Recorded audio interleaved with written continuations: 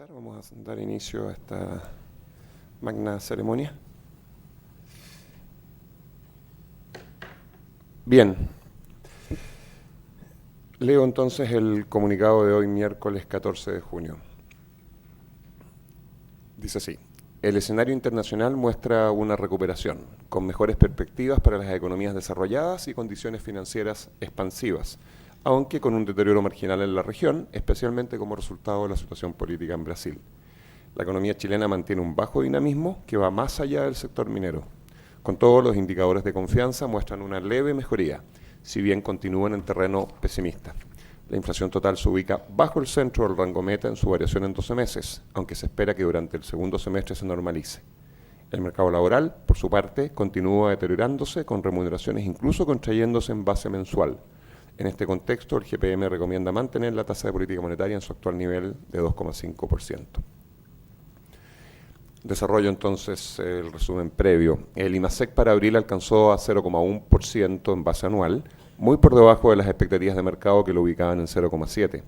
El mes registró 3 días hábiles menos que en 2016 y al descomponer la actividad, las señales son mixtas. Por un lado, el IMASEC minero cayó 4% año a año, aunque se expandió 15% mes a mes en términos desestacionalizados, reflejando una gran recuperación tras la paralización que afectó al sector en febrero y marzo.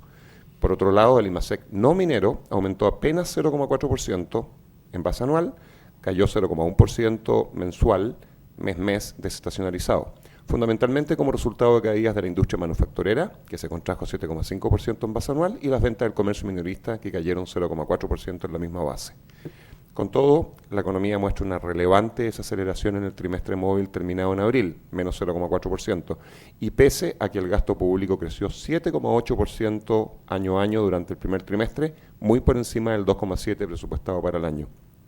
Así, para alcanzar un crecimiento agregado en el rango 1 a 1,5%, como espera el mercado para este año, se requiere de una fuerte recuperación de la actividad privada, eventualmente impulsada por la incipiente recuperación en el sector minero y un entorno externo favorable, con crecimiento estable en China y Europa y condiciones financieras expansivas, que se mantendría durante el resto del año, según proyecta el FMI. Adicionalmente, el efecto rezagado de la política monetaria, que, según varios consejeros del Instituto Emisor, dadas las condiciones actuales, habría llegado a su máximo nivel de expansividad durante este ciclo, contribuiría durante el segundo semestre a impulsar el consumo y la inversión privados. Algunos analistas de mercado, sin embargo, han planteado la posibilidad de rebajas adicionales durante este ciclo. Las principales fuentes de riesgo externas son la evolución de la política fiscal en Estados Unidos, alzas mayores a las esperadas en la tasa de interés de largo plazo en las economías desarrolladas, si bien recientemente estas han retrocedido, y los recientes acontecimientos en Brasil, que agregan incertidumbre en la región. Internamente, los riesgos principales se relacionan con un mercado del trabajo que ha continuado deteriorándose y un aumento en la incertidumbre durante el segundo semestre como resultado del proceso eleccionario. Con respecto a las cifras laborales, el índice de remuneraciones que publica el INE cayó 0,3% mes en términos nominales durante abril. Con esto, la tasa de variación anual de los salarios se reduce desde 5,5% año a año a mediados de 2016 a 4,3% en la actualidad.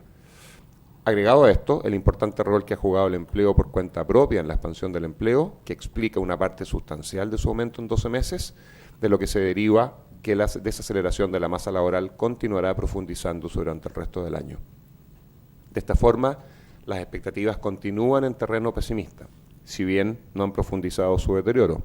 En particular, el índice mensual de confianza empresarial, IMSE, se ubicó en los 44,9 puntos, subiendo casi un punto con respecto al mes anterior y acumulando 38 meses en la zona pesimista. La confianza de los consumidores, IPEC, sin embargo, alcanzó a 40,6, lo que representa el tercer aumento mensual consecutivo. Con respecto a la inflación, el IPC correspondiente a mayo registró una variación mensual de 0,1%, en línea con las expectativas de mercado. Así, la variación anual quedó en 2,6%, mientras que la acumulada llegó a 1,5%. Durante este mes, 8 de las 12 divisiones que conforman la canasta presentaron variaciones positivas, destacándose recreación y cultura, principalmente explicado por el aumento del producto paquete turístico, que subió 26% casi, con una incidencia de 0,2 puntos porcentuales en la inflación del mes y que responde al inicio de la temporada alta y al aumento reciente en el valor del dólar. Por su parte, Las medidas subyacentes IPC-X1 e IPC-SAE avanzaron 0,2 y 0,3 mes respectivamente, quedando en términos anuales en 2,6 y 2,5 también respectivamente.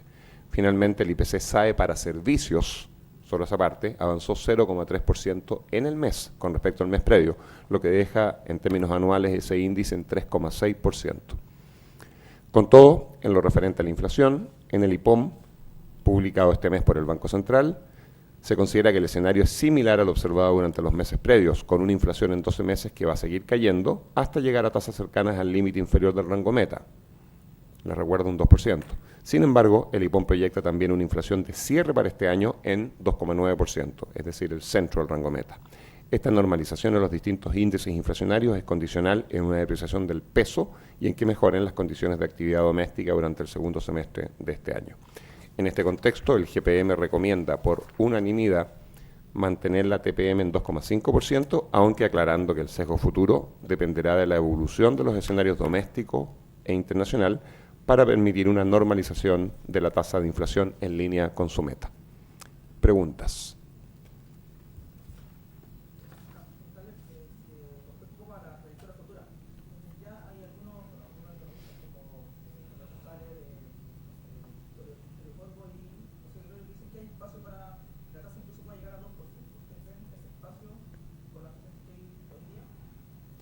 Mira, aquí empezamos con las respuestas a título personal. Yo básicamente diría que hay un escenario no solo posible, sino que tiene una probabilidad bastante mayor que cero, importante, de que eso ocurra. Y en parte requeriría, por ejemplo, que el escenario actual se mantenga tal cual lo estamos viendo hoy. Porque el Banco Central lo que está haciendo, aunque parezca una contradicción, es esperar que durante los próximos meses la desaceleración que hemos visto en la inflación durante los últimos meses se profundice y llegue incluso, piensa tú que el año pasado, en mayo, la inflación, si recuerdo bien, fue 0,4. Hoy día el mercado espera más o menos 0,1, no quiero entrar, ¿no es cierto?, en una discusión sobre eso. Por tanto, eso son 3 décimas menos el próximo mes y ya estaríamos en 2,13, hoy día estamos en 2,6. Entonces ese es el escenario que está viendo el Banco Central para los próximos meses, pero al mismo tiempo espera que luego la inflación pase de un eventual 2,1, de aquí a los próximos meses, un 2,9 a fin de año, en un periodo corto de tiempo, solamente un semestre. ¿Qué es lo que está implícito detrás? Entre otras cosas, no solo, como dice el comunicado, una mejora en las condiciones de actividad, que ya se está viendo en el sector, ¿no es cierto?, minero con mucha fuerza, en parte por base de comparación, sino que también un dólar más alto que lo que está hoy día. Recordemos que el Banco Central en sus distintos IPOM, en los últimos dos, este incluido, este es un cálculo, que tiene un dólar implícito del orden de 700 pesos al menos. Se ha dicho varias veces aquí mismo en las últimas reuniones que tú hayas hablado, Tomás, ¿no es cierto?, un tipo de cambio tal vez en 710, como un tipo de cambio al que uno podría pensar en las condiciones actuales. Y eso, dada la experiencia de los últimos 2 años, en la que nos dimos cuenta que la brecha terminó siendo menos importante de actividad que lo que fue el dólar para traspasar a inflación, genera un contexto en el cual la inflación volvería a un lugar, ¿no es cierto?, más cercano al centro del rango meta. Pero nuevamente, toda esta historia que acabo de contar, y aquí termino, depende entonces, fundamentalmente, dada la experiencia de los últimos 2 años, más que de la recuperación de la actividad, creo yo, de lo que pasa con el dólar. Y eso es algo que no está claro. Se esperaba que se fortaleciera el dólar en el mundo, con los aumentos de tasa en Estados Unidos, entre otras cosas. No ha pasado en Chile, el dólar sigue por debajo, y entonces, en un escenario en el cual esto no cambia en los próximos meses, cosa que sí espera el Banco Central que ocurra, perfectamente uno podría tener una tasa de inflación más bien cercana al 2 y eso abre un espacio sin ningún problema para poder justificar una tasa de política monetaria hasta 50 puntos más baja. Pero bueno, esa es la, entre comillas, no quiero ser despectivo, apuesta que se está haciendo. No sé si quieres, perdón por lo largo. Yo estoy de acuerdo, yo creo que hay espacio para bajas adicionales, sobre todo considerando la debilidad que hemos observado en el crecimiento de la actividad y el bajo nivel del tipo de cambio, y que las condiciones externas no han evolucionado en línea con lo que se esperaba. En particular, las tasas de interés internacionales han vuelto a bajar y el valor internacional del dólar se ha vuelto a debilitar, lo que tenía un correlato interno con un tipo de cambio que se ha mantenido relativamente reducido, favoreciendo con eso una inflación bastante baja en el lado de los transables. Así que yo creo que espacio hay y puede darse en los próximos meses dependiendo de la evolución de estos factores que comentamos. Yo creo que el tipo de cambio tiene un rol especialmente relevante en los impactos inflacionarios más o menos inmediatos.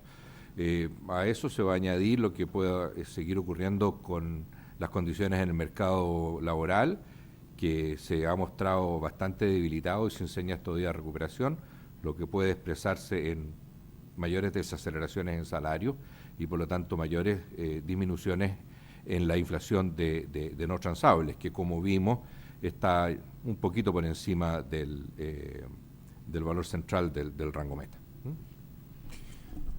Yo quiero hacer un contrapunto. ¿Puede ser que haya espacio para bajar más la tasa? Sí, solo sí, efectivamente la inflación, como decía Rafa, se va a la parte baja del rango meta. Va a pasar por la parte baja del rango meta en los próximos meses, pero todos esperamos que repunte y se acerque al centro del rango meta, y el Banco Central así lo espera también hacia fines de año. Esto de focalizarse tanto en la actividad y el empleo, a mí me lleva siempre a recordar de cuál es el mandato que tiene nuestro Banco Central. Nuestro Banco Central no tiene el doble mandato que tiene la FED en Estados Unidos, ¿cierto?, de la estabilidad de precios y el pleno empleo en el mercado laboral. Nuestro Banco Central tiene el mandato de estabilidad de precios y estabilidad de pagos internos y externos. Si es que el Banco Central se interesa por lo que pase con la actividad, es por el efecto que ello pueda tener sobre las holguras de capacidad y eventualmente sobre las presiones de precios de los bienes no transables de la economía. Y desde esa perspectiva, yo creo que hay que aterrizar lo que realmente puede hacer el Banco Central. Mi impresión es que el instrumento tasa de interés de política monetaria tiene un efecto muy acotado sobre la actividad, más aún cuando ya estamos en niveles de tasa de interés fuertemente expansiva, es una tasa proyectada negativa.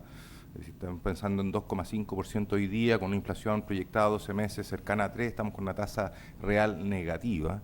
Más aún cuando las tasas de mercado están en niveles históricamente bajos. Me pregunto, ¿bajarán en forma significativa adicionalmente más las tasas de mercado frente a una nueva baja en el caso de que la TPM baja? Y si bajaran, ¿cuál sería el efecto más importante? A mi juicio, el efecto más importante sería sobre el tipo de cambio al alza. Y ahí otras tantas reflexiones. Primero, es cierto que hace un tiempo atrás el tipo de cambio de equilibrio para Chile uno lo veía en torno a 700 pesos. Hoy día no. ¿Por qué? Porque el dólar se ha depreciado en el mundo respecto de todas las monedas, respecto del euro, respecto de la libra esterlina, respecto del yen, incluso en el margen respecto del yuan y del won coreano también. Si uno ajusta por paridades, el tipo de cambio real que hoy día en términos nominales cuadra con el promedio de los últimos 10 años es del orden de 670 pesos, es decir, no estamos muy lejos del nivel que debiera ser el tipo de cambio real. Pero este movimiento que ha habido en las paridades internacionales, perdón que los late, es súper importante, porque eso quiere decir que todos los productos que vienen de China, de Corea, de Japón y de Europa se encarecen en dólares para Chile. De tal forma que lo que el año pasado fue una inflación externa negativa que importamos de 2,7%, el propio Banco Central estima que va a ser positiva este año en 2,4%. ¿Ah? Los economistas hablamos del P estrella. Los precios que tomamos del resto del mundo el año pasado fueron negativos, este año van a ser positivos. El tipo de cambio está en su nivel de equilibrio y si bajamos la tasa, mi impresión es que el mayor riesgo es que empujemos un poquito más para arriba el tipo de cambio en un escenario de bastante incertidumbre política interna, etcétera. Y no veo beneficios adicionales en materia de actividad. Veo una suerte de activismo, de raspar la olla buscando cualquier cosa que sirva para echar a andar la economía. La economía está frenada por otras razones. Llevamos 3 años consecutivos de caída en la inversión y vamos a tener probablemente, según el propio Banco Central, un 4.º año de caída en la inversión. Tiene que ver eso con el costo del crédito. El costo del crédito ha estado a niveles extraordinariamente bajos en cualquier contexto histórico de largo plazo. Ese no es el tema. Entonces, me preocupa, primero, que se rompa el foco de cuál es la verdad, el mandato que tiene el Banco Central, y segundo, que se especule o se pase en película respecto del impacto que puede tener la tasa sobre la actividad. Yo no veo ese impacto en esa magnitud. Ojo, se dijo aquí. El IPC no transable y el IPC de servicios todavía está claramente por sobre el 3%. ¿Ah? O sea, esas supuestas brechas, esas holguras de capacidad interna que preocupan tanto, bueno, todavía no se manifiestan en los precios de los bienes no transables.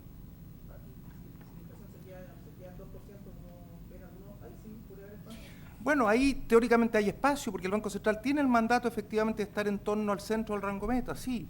¿ya? Pero yo, sin darme la vuelta por el lado de la actividad con tanta insistencia, yo creo que hay como una intención de que la tasa de interés pueda hacer lo que no ha hecho nada de lo que se ha intentado hacer. La verdad es que la economía chilena no está en lo que está producto de la tasa de interés, del costo del crédito, ¿eh? Ojo con eso, no sigamos especulando que tenemos un instrumento poderoso para reactivar la economía. Y quiero decir algo más que lo he dicho muchas veces aquí. Y hay bastante teoría que respalda lo que voy a decir. En el corto plazo, si el tipo de cambio sube, eso tiene un efecto más bien contractivo sobre la economía. La economía chilena tiene 2/3 de su PIB en el sector no transable. Solo 1/3, y de hecho menos de 1/3 del PIB, es el sector exportador o transable o susceptible de ser importado. Y desde esa perspectiva, en el corto plazo, si nosotros devaluamos nuestra moneda, deprimimos un poco al sector no transable, le restamos competitividad al sector no transable. En el corto plazo puede ser contractivo. En el mediano y largo plazo, si el tipo de cambio se sostiene en niveles más altos, no si sea inflación como pasó en los últimos años, se sostiene en niveles más altos, puede ser efectivamente expansivo en términos de, sin duda, motivando más exportación, más sustitución de importaciones. Pero en el corto plazo no. Entonces, insisto, aquí todos nos vamos a la actividad como que fuera el centro del tema, no es el mandato del Banco Central. Si es que puede bajar la tasa porque se le den holguras que todavía no las veo con toda claridad en materia de inflación. Y no saquemos conclusiones de que eso va a tener un impacto muy favorable sobre la actividad. Tenemos, como ustedes pueden ver, discrepancias. Yo creo que es importante, eso sí, de que lo que nos interesa es la proyección de inflación, ¿no? Y en una situación de tipo de cambio que gana, peso que gana valor, que se aprecia, y de actividad que decae, de empleo que crece menos, se estanca, de salarios que se desaceleran, yo creo que hay condiciones para esperar una disminución en el futuro de la inflación, pero eso habrá que confirmarlo. Yo pediría que otra persona pregunte. Nada, está bien. Sí, Si no te haga bullying.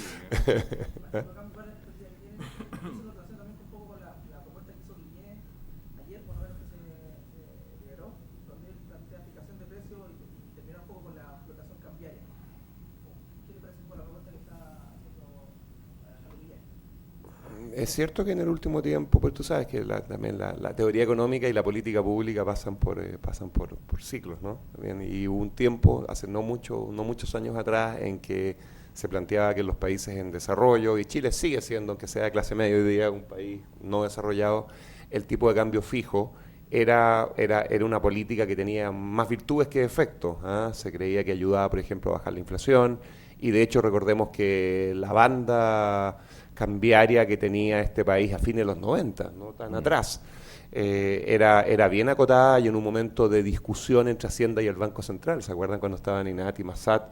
Incluso el Banco Central fue agresivo y decidió acotar aún más la banda en su momento.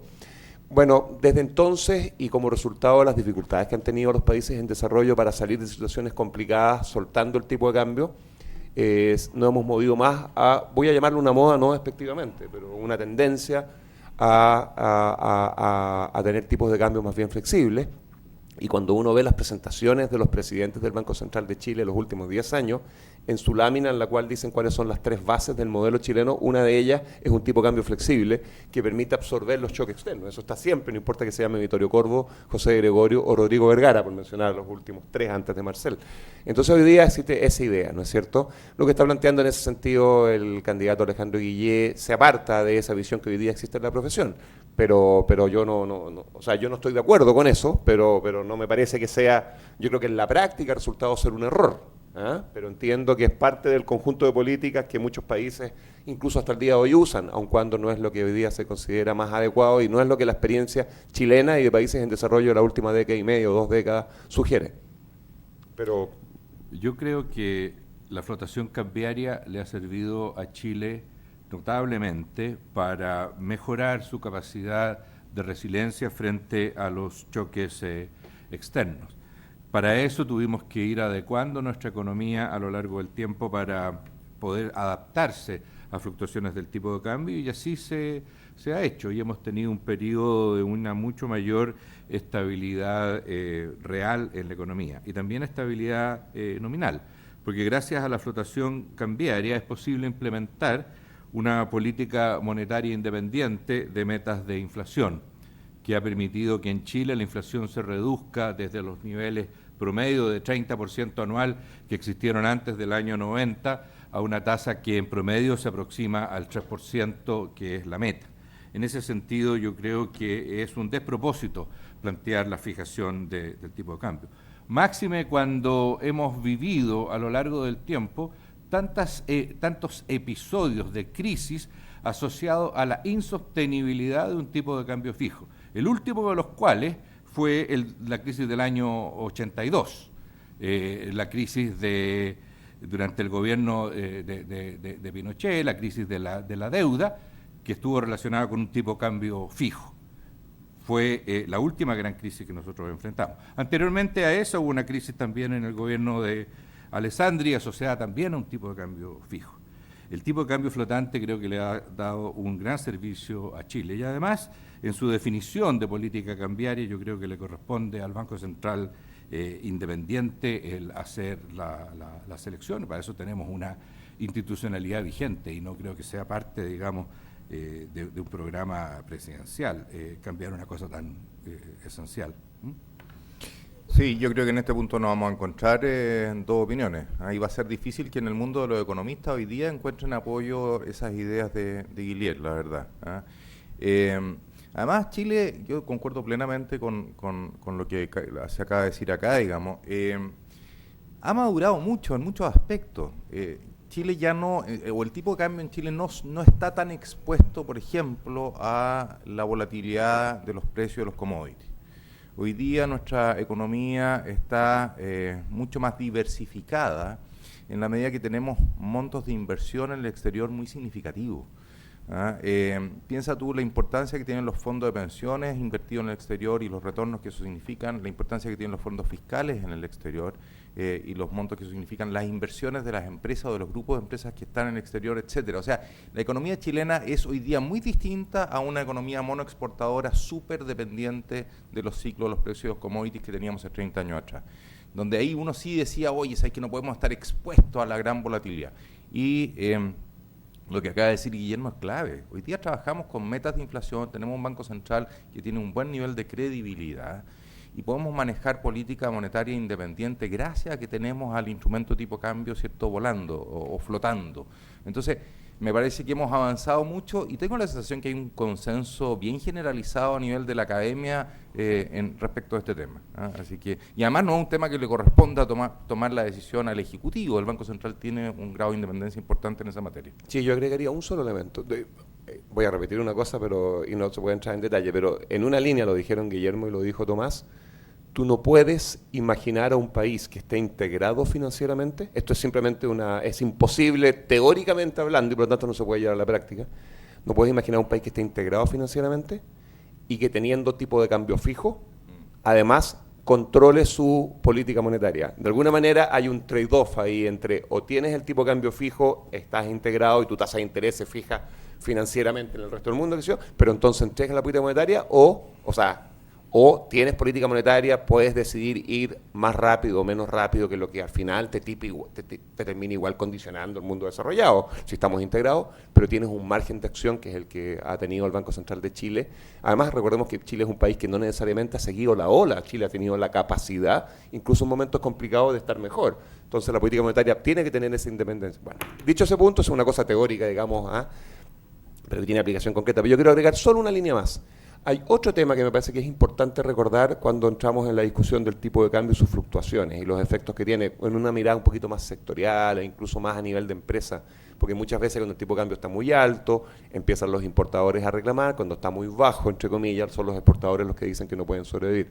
Y recordar que además en el mercado existen herramientas que permiten, cuando su negocio es vender fruta o vender vino o comprar máquinas, o traer petróleo, no ganar plata con un dólar alto o bajo, sino que lograrlo gracias a tu capacidad productiva y competitiva frente al resto del mundo, de aislarte de estas fluctuaciones cambiarias. Esos son los seguros de cambio, digamos. Y muchas veces, hace algunos años, yo no tengo los datos hoy día, pero yo cuando sí estaba en el mercado a mediados de la década pasada, uno iba a los datos y se encontraba con que más allá del costo, llamaba la atención el poco uso de las coberturas que tienen un costo, por supuesto, como lo tiene el seguro del auto. Y por lo tanto uno se queda con esa sensación que habían sectores que querían un tipo de cambio alto o bajo dependiendo de dónde estaban, pero no querían asumir el costo de comprar una herramienta que les permitiría en cierta forma independizarse de esas fluctuaciones y concentrarse en lo que tienen que hacer, que es producir de manera competitiva para poder vender en el resto del mundo a un precio razonable, ¿no es cierto? Hoy día es muy extendida la cobertura cambiaria y el costo de cobertura es bastante bajo. Hoy día particularmente, estamos hablando de tasa del 2% anual, digamos, el costo de cobertura. Así que tiene toda la razón Rafael. Si queremos estar integrados financieramente, bueno, usemos pantalones largos, digamos, y estemos integrados de verdad y permitamos que el tipo de cambio, que es un precio clave de la economía, fluctúe de acuerdo a lo que el mercado influye. Bien.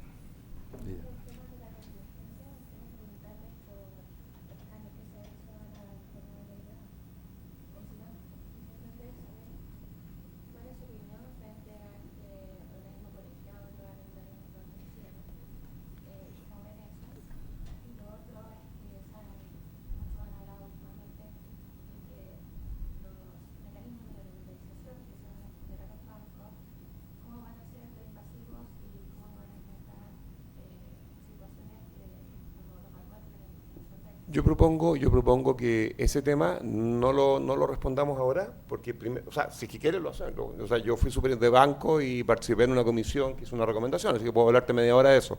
Pero 5 minutos basta. Pero, o sea, podemos hacer un par de comentarios ahora, o si tú quieres lo conversamos una vez que termine la conferencia. Tú das una conferencia por media hora, pero tratemos el tema. No, lo tratamos igual. Feliz, pero como no tiene que ver exactamente, una vez yo me puse a hablar del metro y me retaste en el pasado, pero bueno, entonces estoy un poquito asustado. Me dijiste, oye, pero el metro es otra cosa, entonces yo no sé si... Bueno. Perdón, estamos teniendo una pequeña diferencia. Miren para allá un rato. No, pero entonces, mira, a ver, yo te puedo hacer solo un comentario muy breve. A ver, yo diría primero que yo aplaudo al ministro Rodrigo Valdés porque la reforma de la Ley General de Banco, en mi opinión, es una reforma importante. Importante cuando uno piensa en la institucionalidad económica chilena, más cuando uno recuerda que un gran tema hoy día desde la macro es la estabilidad financiera, es lo que la crisis del 2008, entre otras cosas, nos dejó, es hacia donde los bancos centrales se han movido. Y además el mundo ha cambiado mucho en las últimas décadas, después de la crisis asiática, la crisis subprime, en términos de regulación bancaria, regulación financiera en general. Es un enorme desafío, es tremendamente complejo, y Chile no había hecho una gran reforma en el sector bancario desde fines de los 90, creo que desde el 97. Entonces habían pasado muchas cosas desde entonces, y en parte no había hecho la reforma, y aquí voy a hacer el link con el gobierno corporativo de la Super, porque se tomó la decisión, no sé si estratégica, el año 97, de dejar en la ley un montón de materias que con los años han tenido que ir siendo modificadas, porque se está aprendiendo mucho desde el mundo académico y práctico, con respecto a regulación bancaria en particular, y por lo tanto cambiar estas herramientas y estos derechos y obligaciones que tienen los reguladores bancarios en Chile requerían hacer un cambio de ley, que muchas veces toma mucho tiempo y es un desafío importante, cuando en el resto del mundo justamente lo que se está pidiendo, por ejemplo, en el contexto de Basilea, es tratar de llevar muchas cosas que estaban históricamente en la ley a la norma, de forma tal que puedan ser los mismos reguladores bancarios sin tener que pasar por el proceso legislativo, que es muy importante en democracia, pero es engorroso también por estos cambios que muchas veces son menores, son bien puntuales. Entonces en Chile tenemos una regulación bancaria que está muy cargada a la ley, lo que hace que, claro, es muy estable, porque no es llegar y cambiarla, pero al mismo tiempo es muy rígida. Y eso hoy día nos estaba apretando y nos ha llevado a explicar que Chile se haya quedado tan atrás, pese a que avanzó en otras dimensiones, en materia de regulación financiera, sobre todo bancaria. Y una de las cosas que está haciendo esta reforma entonces, aparte de ayornar la regulación, es llevar cosas que hoy día están en la ley, no para volver a cambiarlas dentro de la ley, pero para dejarlas en la norma. Si tú haces eso, algo que yo creo que es muy importante, más allá de los otros objetivos de la reforma, y por eso aplaudo lo que está haciendo el ministro Valdés, porque esto es algo que cada gobierno, desde el año 2000, cuando el ministro era Izaguirre, cuando después fue Velasco, cuando después fue Larraín, y ahora Rodrigo Valdés, cada uno de ellos había comprometido una reforma de la Ley General de Banco y ninguno lo hizo, y esta es la primera vez que ocurre, y por eso aplaudo la capacidad del ministro, y yo creo que puede terminar ocurriendo que con los años la firma que él puso el día lunes en este proyecto de ley termine siendo la firma más importante en términos institucionales de sus 2 años como ministro. Mi último comentario, bien puntual. Decía yo entonces que un gran objetivo de esta reforma es sacar cosas de la ley y llevarlas a la norma, pero si tú le vas a dar más poder, más atribuciones al regulador bancario, también le tienes que exigir que tenga una estructura de gobierno corporativo que permita asegurarnos o reducir la probabilidad de que sea manipulada con intereses no técnicos, sino que más bien políticos. Y una institución que hoy día es vertical, donde hay un superintendente que es básicamente amo y señor de la institución, no parece conversar con ese mayor poder que va a entregar la reforma. Entonces eso exige pensar también en el gobierno corporativo de la superintendencia de banco. Yo ahí tengo mi última línea.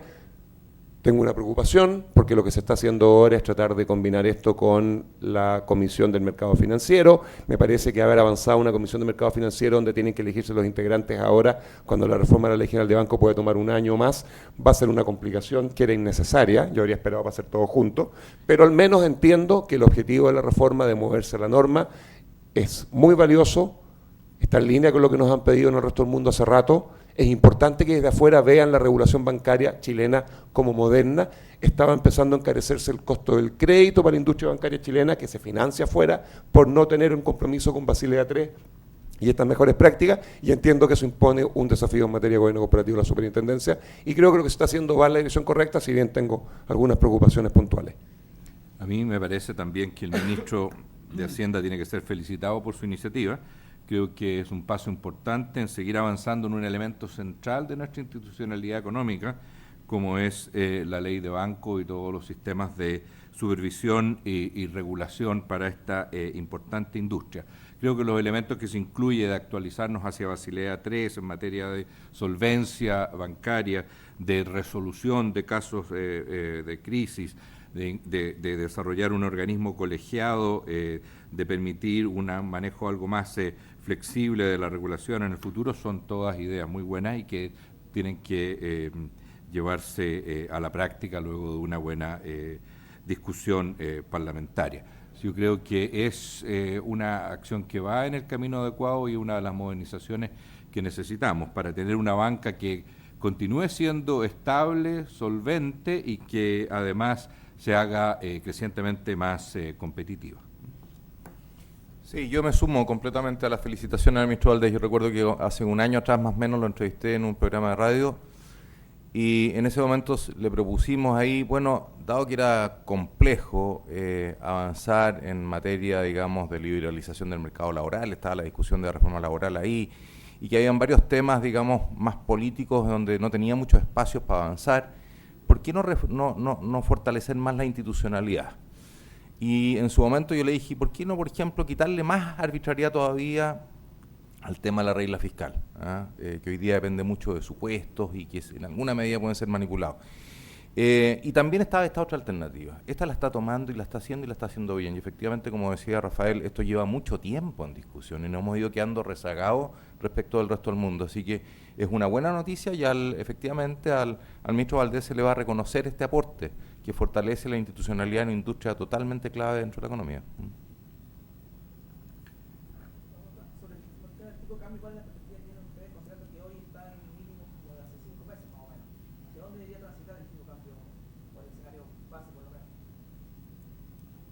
Bueno, el escenario que es consistente con una normalización de la inflación implica un tipo de cambio más alto del que existe hoy día.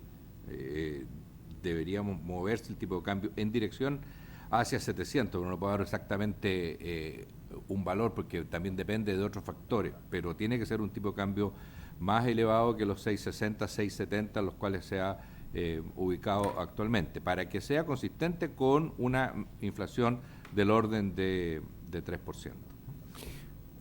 Yo creo que es bueno tener referencias ahí. Si uno chequea el tipo cambio en los fundamentos, yo no veo que hoy día haya síntomas de que el tipo cambio esté desalineado. El Banco Central en sus dos últimos IPOM ha dicho que el nivel del momento de publicación del IPOM está acorde con lo que sería el equilibrio a largo plazo para el tipo cambio real. Lo que les dije hace un rato atrás respecto a los movimientos de las paridades. Nosotros nos estamos comparando con el dólar, pero el dólar a su vez se mueve respecto de muchas otras monedas. Dado los ajustes de paridades que ha habido, hoy día un tipo cambio en torno a 6,70 en términos reales es el equivalente al promedio de los 10 últimos años. Por lo tanto, yo no veo que 6,70 sea un nivel bajo y creo que 700 es un nivel alto. Hoy día, insisto, esto es dinámico. Y si ustedes me preguntan hacia dónde va, yo tengo mis discrepancias. Yo creo que si es que se da el escenario que esperamos de una mejoría en la actividad económica y las expectativas en el segundo semestre, si la inversión empieza a reaparecer, hay algunas señales buenas en eso, las colocaciones a las empresas están por 3 meses consecutivos subiendo después de mucho tiempo que estaban estancadas o a la baja. Y es un indicador duro, porque cuando las empresas piden plata es o para capital de trabajo o para invertir. Bueno, si es que la economía se echa a andar a un mejor ritmo, si la inversión se recupera, si las expectativas empiezan a mejorar, si apuntamos a crecimientos como el que el Banco Central está proyectando para el próximo año, y si además el entorno internacional se da como hoy día lo están pronosticando las distintas bancos de inversión, en fin, que es mayor el crecimiento del próximo año que este año, y además los commodities se afirman, como también se proyecta, yo creo que el tipo de cambio incluso puede corregirse más bien a la baja que no al alza. O sea, yo creo que es bien probable que si que el próximo presidente, como dicen las encuestas hoy día, tiene mayor probabilidad, Sebastián Piñera, asume en marzo, va a tener hoy, en ese momento un tipo de cambio más bien bajo. Y eso, desde el punto de vista de popularidad y de efecto expansivo de corto plazo, también va a ser positivo para él. Bueno, yo quiero aclarar de que no he estado dando un pronóstico, digamos, de cuál va a ser el tipo de cambio, sino que estoy señalando cuál es el tipo de cambio que es consistente con el cumplimiento de la meta de inflación. Si ocurre lo que ha señalado mi colega como otros escenarios, es muy probable que la inflación esté hacia la parte baja del rango meta y no hacia el centro. Pueden darse esas entradas de capitales que generan un resultado. Y por eso mismo tú habías mencionado ya un par de veces, no sé si ahora, pero lo conversamos antes de venir para acá, que tú creías que sí había espacio para bajar la tasa. Sí. O sea, y si la inflación, digámoslo en estos términos, tiende a alejarse todavía más del centro del rango meta, va a haber más espacio. Y en eso yo concuerdo, ¿no? Efectivamente. Hay que ver que se dé primero. sí. Las tasas actuales, las proyecciones que ustedes hacen, estiman un buen momento de endeudarse, de renegociar deuda.